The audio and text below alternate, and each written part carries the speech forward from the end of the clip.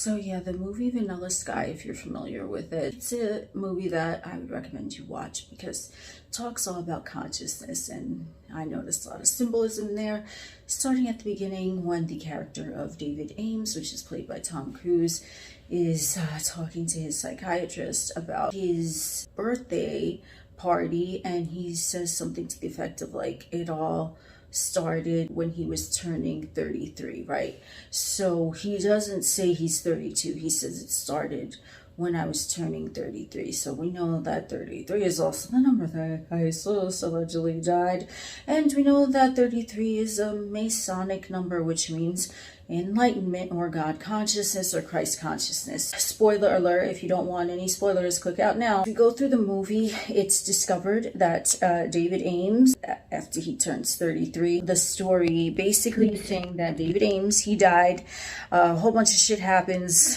as to why he died, and then he is put into a lucid dream state, okay? So it's basically, they're talking about him, that his consciousness is uploaded somewhere even though he died, and he is able to control what he sees in his waking life. So he basically doesn't remember that he died because it's wiped clean from his memory, and so he thinks or perceives that he's living a normal life, but he's really in a lucid dream. And even in a part of the movie, the tech support for the lucid dream company tells him, "You and I signed a contract, David. If you look at all these people, seems as though they're just all chatting away, doesn't it? Yeah. Nothing to do with you? No. And yet, maybe they're only here because you wanted them to be here? You are their god. And not only that, but you can make them obey you, or even destroy you."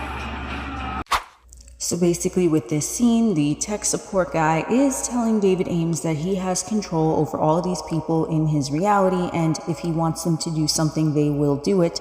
They can be his friend or they can be his foe as he dictates them to be. You are God. All these people around you are only here because you summoned them to be here.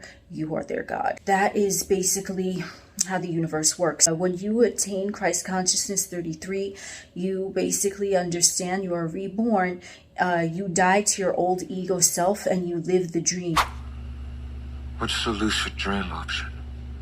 Good choice. You live the lucid dream because you realize that every motherfucker that you see around you is there to serve you because you summon them, because you are God. Everyone is always doing this anyway, but you're not even going to realize it until you reach the consciousness level of the 33. And you want to be in that state like a lot, okay? You want to make that your predominant state. So you don't want to focus on the 3D. You want to focus on what's going on in the lucid dream. Only one thing to do, because at the end of the movie, as all of this is going on, this is my perspective of this movie, Vanilla Sky. At the end of the movie, when they're saying David Ames, you know, all this tech talk, like he was resurrected and he was able to maintain his life, but he was resurrected. I like how he's also resurrected.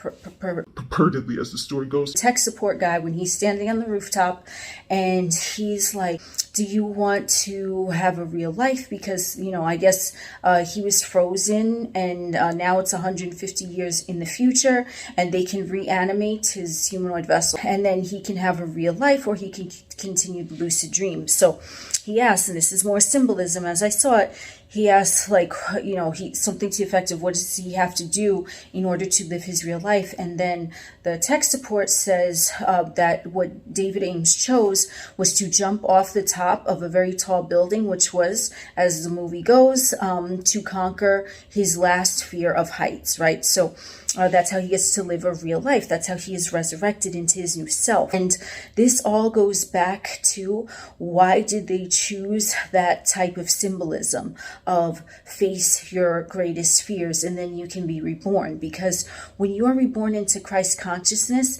nothing crazy really goes on in your 3D realm. I mean, unless you wanted to, but you are still the same. You're operating the same, only you look at things differently. You don't look at things things through a fear lens. You have conquered all your fears. So now you are free to live your real life. You as your resurrected 33rd degree self, as the Christ consciousness, because as the symbolism in the movie, now David Ames's body can be healed, right? He can be reborn. Everything about him can be reborn. The body, the physical vessel, is the rebirth. So you are going to feel like a different motherfucker. You might have the same body. Your body might become naturally in better shape or more to your liking or whatever, right? Just because your beingness has elevated, so your body is going to follow suit. But anything also will be healed in your physical vessel. Thoughts, emotions, anything physical when you are reborn again into that consciousness. At that 33 Christ level consciousness level, you have faced all your fears. There's nothing for you to be afraid of. And therefore, you are reborn and you live and act and walk and talk as a God on earth, because you know that through Christ consciousness that is who you are. And there is never anything to fear, because you are lucid dreaming this whole experience.